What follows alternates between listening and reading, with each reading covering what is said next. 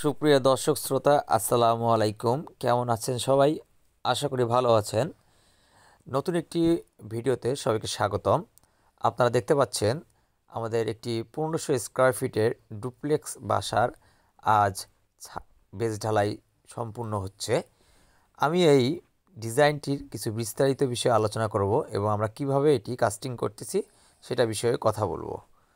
এখানে দেখতে পাচ্ছেন যে 1500 স্কোয়ার ফিট বিল্ডিংটিতে আমাদের রয়েছে 4টি বেডরুম। যা বেডরুমের সাইজ রয়েছে 12 ফিট বাই 12 ফিট। 3টি টয়লেট রয়েছে, যা 2টি অ্যাটাচ টয়লেট এবং একটি কমন টয়লেট, একটি রান্নাঘর এবং ড্রয়িং ডাইনিং স্পেস রয়েছে, সিঁড়িঘর এবং 3টি বারান্দা, সামনে সুন্দর একটি পোর্টসের সমন্বয়ে এই ডিজাইনটি করা হয়েছে। এটি ডুপ্লেক্স ডিজাইন করা হয়েছে। এখন আমি আপনাদেরকে বলি যে রডের ডিস্ট্রিবিউশনের বিষয়। এখানে যে বেজের সাইজ রয়েছে 6 feet 6 feet, 5 feet 5 feet, 4.5 feet 4.5 feet. এটিকে দোতলা ফাউন্ডেশন, এবং ফাউন্ডেশনে আমরা বেজে রড ব্যবহার করেছি 12 মিলি রড, 5 ইঞ্চি সেন্টার টু সেন্টার, এবং কলমে আমরা রড ব্যবহার করছি 16 মিলি রড, যেখানে কলমের সাইজ রয়েছে 10-12 এবং 10-10 যে কলমে সেখানে 6টি 16 মিলি রড ইউজ করা হয়েছে, এবং 10-10 বা 10-12 যে কলমটি এখানে 4টি 16 মিলি রড ব্যবহার করা হয়েছে। এবং যে রিংগুলো রয়েছে এগুলো 10 মিলি রিং ইউজ করা হয়েছে।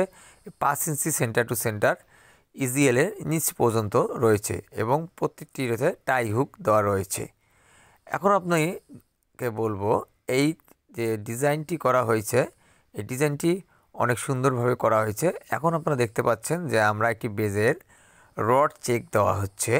এইটি বেজটির সাইজ ছিল আমাদের 6 ফিট বাই 6 ফিট, এবং এই বেজের মধ্যে 3 ইঞ্চি ব্লক দেওয়া রয়েছে এবং চারদিকে 3 ইঞ্চি করে ক্লিয়ার কভার রয়েছে। এবং রডের বার্নিং বললাম যে আমি আবার 5 ইঞ্চি টু 5 ইঞ্চি রয়েছে, এবং যে কলমের ভার্টিক্যাল কলমের যে মাটামগুলো, এই মাটামগুলো 18 ইঞ্চি করে রাখা হয়েছে, এবং বেজের যে মাটাম এটি 90 ডিগ্রি করে 3 ইঞ্চি করে রাখা হয়েছে।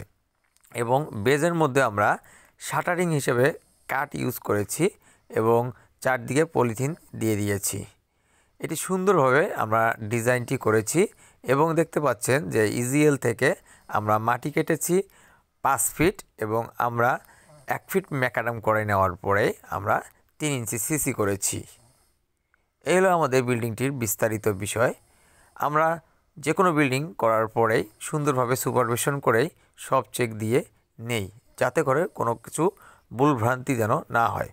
আর আপনাদের কাছে একটি আমার অনুরোধ, যারা বাসা করতেছেন এবং সামনে বাসা করবেন তারা অবশ্যই দক্ষ ইঞ্জিনিয়ার এবং দক্ষ মিস্ত্রি দিয়ে কাজ করবেন।